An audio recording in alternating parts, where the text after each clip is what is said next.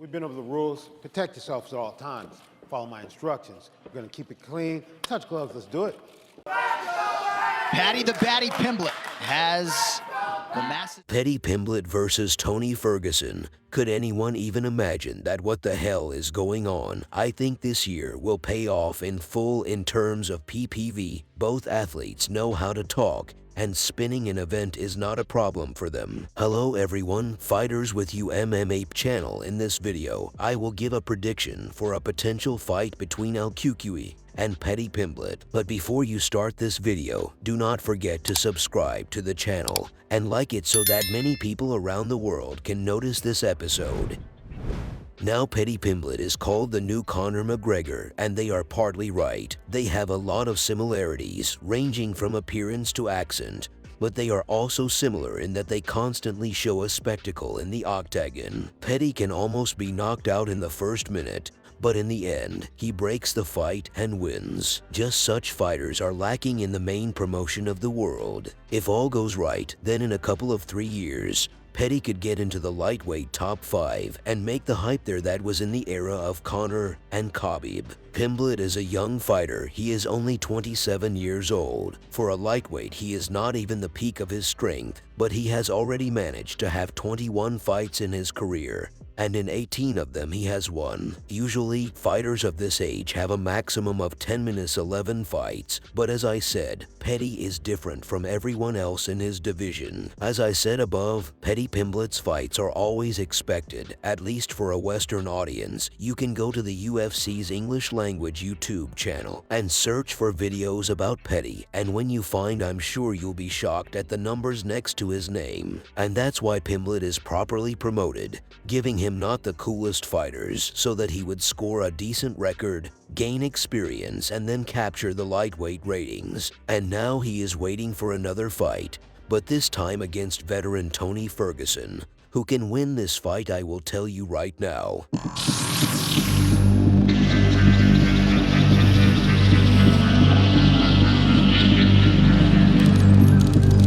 Percussion style.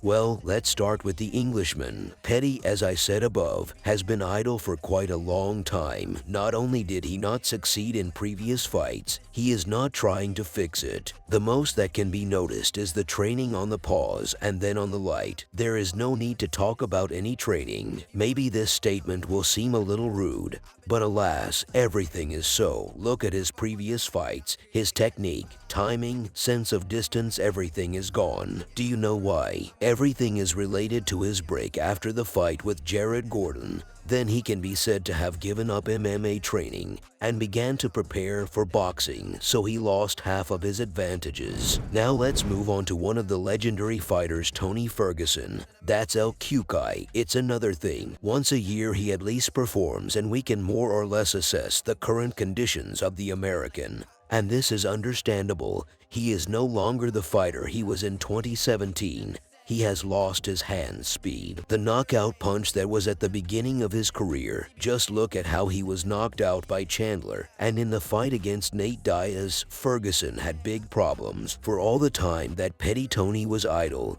he had fights with guys from the lightweight division, and some of them gave competitive fights on his hands. And I want to tell you a lot that says a lot. Ferguson doesn't have that power in his hands, and his body kicks, which were a problem, have lost their power. But I think Cucuy is capable of hurting Pimblett. But still, Paddy Pimblett is a younger fighter who can theoretically knock out Tony, and therefore the favorite in striking technique will be the Englishman.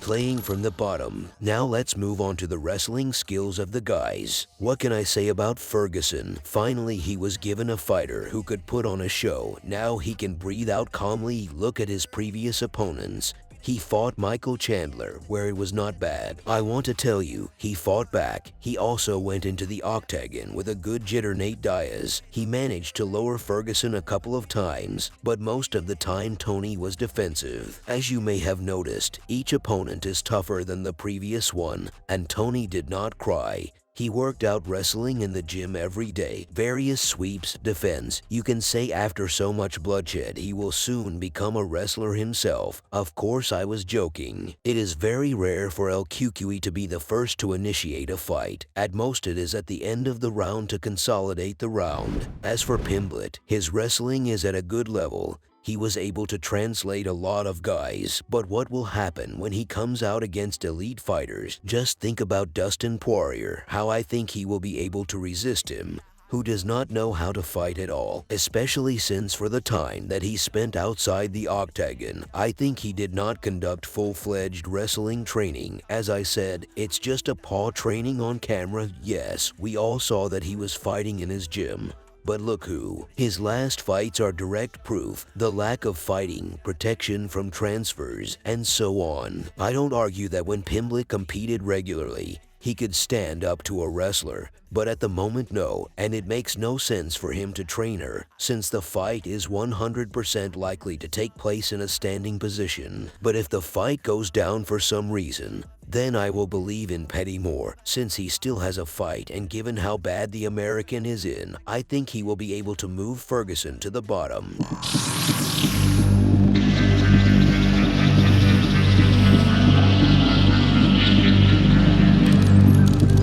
Cardio spirit. Now we move on to Paddy's stamina, and here is an even more deplorable situation. Now I will explain why. Pimblett has been fighting in the lightweights for almost his entire conscious career, but there he experienced big problems with cardio, and here he gained a lot of muscles and will most likely compete in the welterweight division. It will be a miracle if he can survive to the end of the third round, since his style of introducing the fight does not allow him to work economically, various kicks, constant pressure in order to knock them out. All this will soon make itself felt. Now we move on to the Cuban stamina, and again Ferguson is head and shoulders above Paddy.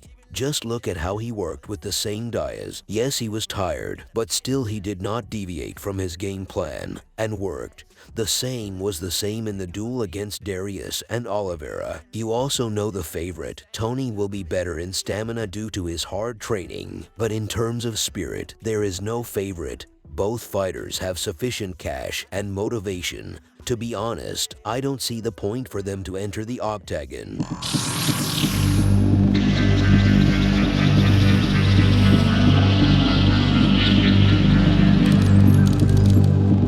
Forecast.